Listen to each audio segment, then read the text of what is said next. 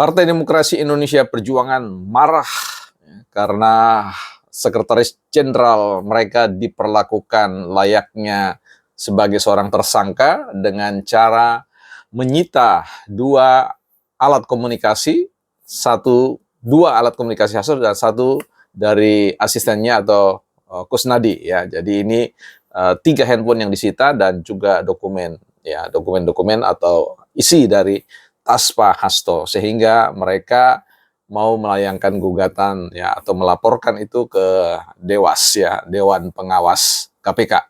Nah, kita akan bincang masih di seputar persoalan misteri dari kasus Harun Masiku di Bukan Partai Politik. Baik teman-teman, kita coba kembali untuk melihat dari buku yang pernah kita bahas sebenarnya ya. Di sini ada buku yang bicara tentang perselingkuhan hukum dan politik dalam negara demokrasi yang kemarin sudah saya sampaikan teman-teman, yang ditulis oleh Pak Saripudin Suding ya, ketua fraksi tentu mantan ketua fraksi Partai Hanura DPR RI, yang artinya ordal ya. Ordal, orang dalam yang melihat langsung, yang mendengar secara langsung dan mengalami proses-proses terkait dengan perselingkuhan hukum dan politik ya. Nah, dalam tulisan beliau ini ada ya, saya kutip satu kalimat saja ya, hukum sebagai produk kekuasaan ya. Jadi hukum itu merupakan anak dari ya ayah ibu yang bernama politik ya. Sehingga dalam bahasan ini beliau mencoba untuk mengelaborasi ya dramaturgi hukum di arena politik ya. Jadi dramaturgi. Nah, ini jadi ingat salah satu teori tentang teori dramaturgi, teori tentang muka belakang ya, realitas panggung muka dan realitas panggung belakang. Artinya apa yang terjadi di depan tidak sama dengan apa yang terjadi di belakang ya. Realitas hukum, realitas politik di depan publik itu beda jauh dengan realitas panggung belakang dari arena politik ya. Nah, terkait dengan ini saya tidak mau masuk pada persoalan prasangka atau berpikiran negatif terkait siapapun yang terlibat di dalamnya. Karena saya berusaha untuk menghadirkan sudut pandang untuk memahami saja, ya. Memahami bagaimana melihat rasionalitas sebuah case, sebuah kasus dalam ruang publik ya. Karena sekali lagi kita perlu berhati-hati, realitas panggung muka depan dan realitas panggung muka belakang itu selalu berbeda, different always ya.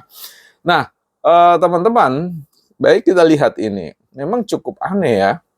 Dan cukup masuk akal kalau pihak PDIP agak marah ya karena bagaimana memperlakukan Hasto, Sekretaris Jenderal mereka, sepertinya tidak ubahnya ya beda-beda tipis dengan quote tersangka, karena harus ada penyitaan-penyitaan ya, harus ada perlakuan-perlakuan yang menurut mereka ini di luar kewajaran, sekalipun penyidik KPK mengatakan itu sudah sesuai dengan prosedur ya. Dan sisi yang menarik untuk kita coba telisik atau telaah lebih jauh adalah statement dari katakanlah pengacara dari Sekjen Mas Hasto ini adalah bahwa mereka yakin bahwa Mas Hasto ini tidak terkait dengan masalah Harun Masiku ya, persoalan itu. Nah, ini yang menjadi sebuah titik tolak bagi kita untuk memahami rasionalitas tidak terkait itu sampai di mana ya. Kita harus bedakan secara administratif, pastilah seorang sekretaris akan terlibat dengan urusan-urusan ya pencalekan ya, urusan-urusan PAW ya, bahwa tidak mungkin seorang sekjen tidak akan tahu bahwa akan ada mekanisme PAW ya, atau ada calegnya yang kemudian melakukan itu di luar sepengetahuan dia. Ya, artinya secara administratif, secara ke dalam, dia tahu. Tetapi apakah Mas Hasto terlibat dalam konteks tindak pidana korupsi itu yang harus kita pisahkan ya. Sehingga kita harus berbaik sangka juga ya terkait dengan Mas Hasto ya. Karena ini menyangkut tentang masa depan orang ya. Jangan sampai kita juga ikut mendorong orang masuk ke satu sistem peradilan yang akhirnya berujung pada pemenjaraan. Saya kira itu juga tidak fair kita Jadi ya silakan saja, tetapi saya mengambil satu sisi di sini adalah bahwa uh, bicara tentang organisasi publik itu bicara by systemic ya. Jadi ada satu mekanisme kesisteman yang tidak mungkin satu organ tertentu akan terlepas dari organ yang lain ya. Jadi di sini saya mau mengatakan pastilah sekjen PDIP itu pasti terkait dengan persoalan administrasi PAW itu. Tapi sekali lagi belum tentu beliau terlibat dalam konteks tindak pidana korupsi ya. Nah, disinilah yang ingin dikelirkan oleh KPK atau hukum. Nah, kalau kita berbicara lebih jauh lagi tentang persoalan ini, teman-teman sekalian, ya sekali lagi realitas politik ya, perselingkuhan hukum dan politik ini harus kita dekati ya. Kita perlu harus mengedukasi untuk melihat bagaimana dinamika sebuah politik itu ya bekerja ya dalam konteks mereka bersanding dengan seluruh pranata-pranata sosial.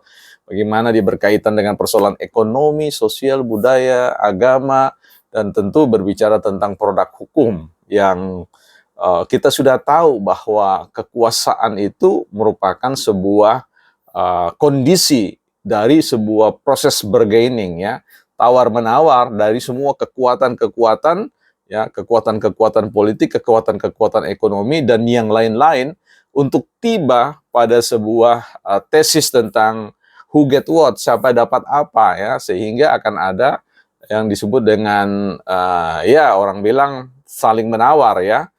You dapat ini, saya dapat ini, you jangan masuk di sini, gue tidak akan masuk di sini, dan sebagainya. Dan itu adalah realitas politik yang sudah merupakan konsep purba. Sesuatu yang ada dari sejak dulu. Karena sekali lagi kemarin kita bicara tentang teori konsensus sosial. Teori konsensus sosial itu mau bicara tentang bahwa siapa yang memiliki kekuatan lebih besar akan menawarkan ya sebuah kesepakatan ya untuk mengelola sebuah tatanan kehidupan bersama yang tentu akan mengatakan bahwa kami akan dapat bagian ini, ya, Anda kami bagian ini ya. Jadi ada satu konsep keadilan yang berusaha untuk diciptakan dalam konteks teori keseimbangan. Nah, jadi ini yang harus kita pahami bahwa kekuasaan itu pada dasarnya akan membangun sebuah keseimbangan. Ada yang memandang channel ini sebagai satu channel yang abu-abu. Channel ini adalah channel yang mendukung Pak Jokowi secara membabi buta dan selalu mengatakan bahwa di balik semua proses turunnya kinerja pemberantasan korupsi di Indonesia itu oleh karena kinerja Jokowi. Ya, saya rasa tidak juga salah pikiran seperti itu, tapi tentu tidak juga baik untuk dipegang menjadi sebuah acuan dalam kita menilai kinerja Jokowi. Kita harus kembali kepada teori birokrasi, kita harus bicara tentang teori pemerintahan ya, by systemic ya, bahwa sekali lagi birokrasi itu by systemic. Nah, kita lihat saja bahwa Jokowi dalam masa-masa sebelum pecah kongsi dengan Partai Demokrasi Indonesia Perjuangan, posisi Pak Jokowi itu hanya sebatas petugas partai. Dan lihatlah bagaimana lemahnya posisi petugas partai ini ketika ada statement dari ya pemberi tugas itu yang mengatakan bahwa U20 tidak boleh dilanjutkan. Dan betul bahwa seorang Jokowi yang harusnya punya power yang lebih besar tidak mampu melawan ya kehendak sang pemberi ya, pemberi tugas itu, yaitu partainya sendiri.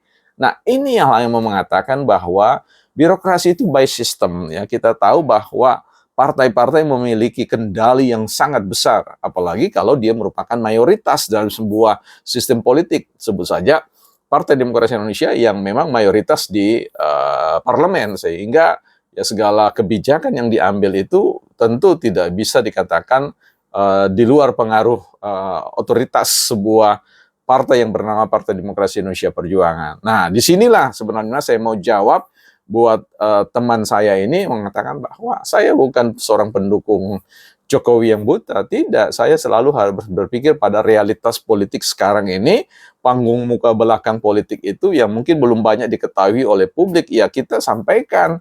Nah, tentu bukan saya sebagai orang yang berpengalaman di bidang itu, tetapi saya membaca orang-orang yang memang mendengar, melihat, dan mengalami secara langsung, dan dari berbagai macam tulisan-tulisan yang mereka buat, saya mencoba untuk menarik benang merah ya, di mana sebenarnya pijakan-pijakan saya di dalam konteks ikut mengambil bagian dalam konteks membangun diskursus kepublikan yang harapannya menciptakan satu komunitas masyarakat deliberatif ya, seperti yang ditesiskan oleh Jürgen Habermas terkait dengan bagaimana pentingnya diskursus publik itu mendasarkan dalam konteks pikiran yang bernalar, yang tentu tidak berpihak pada sebuah otoritas kekuasaan tertentu atau personalitas tertentu, namun mengabdi pada pertarungan nilai di dalamnya. Sehingga sekali lagi kita tahu bahwa birokrasi di Indonesia, kekuasaan di Indonesia yang tadi merupakan bargaining position dari semuanya, ini bukan mau mengatakan melanggengkan korupsi dan sebagainya, tetapi harus menyadarkan kita semua bahwa sebuah konsensus politik itu ya yang diwarnai dengan berbagai macam kepentingan yang menjadi pemantik terjadinya korupsi itu semua. Ya, itu by systemic ya, sehingga kita tidak bisa menyalahkan satu dua orang, ya itu pokoknya kerja-kerja organ-organ pemerintahan, organ-organ politik ya, infrastruktur politik yang ada di negara kita atau di negara manapun yang berlaku selazimnya ya, sebagaimana lazimnya. Jadi, teman-teman dalam melihat kasus persoalan Mas Hasto ini ya dengan Partai Demokrasi Indonesia Perjuangan, ya tentu ada banyak orang berpikir bahwa ini sebuah pertarungan antara Jokowi dan kemudian Partai Banteng. Saya sih tidak melihatnya ke sana ya. Saya melihat ada satu keseimbangan yang ingin diciptakan. Bukan berarti mereka itu sign quote ya. Saya punya keyakinan mereka saling tahu itu sebenarnya ya. Hanya ya sekali lagi ini bicara tentang pemberantasan korupsi itu kan bukan persoalan main tangkap-tangkap ya, zero zoom ya, Anda menang atau Anda kalah, bukan seperti itu. Artinya ya semua tahu ya, kalau kita bicara tentang apa yang disampaikan oleh Pak Jokowi, dia mengatakan bahwa jangan keterlaluan ya, dan diingatkan jangan melakukan itu, sebab kalau melakukan itu nanti saya gigit sendiri. Ya, bisa jadi ada kaitannya dengan persoalan statement itu. Ya. Tapi di titik ini, saya ingin mengatakan bahwa ya, kita mesti berbaik sangka dengan semua proses-proses politik, proses-proses hukum. Dan kita masih berharap bahwa semoga everything is okay, Mas Hasto baik-baik saja, ya, dan kita semua juga baik-baik dan bisa membangun negara kita dengan menghadirkan konstruksi hukum yang berpihak pada cita-cita bersama, bukan partai politik.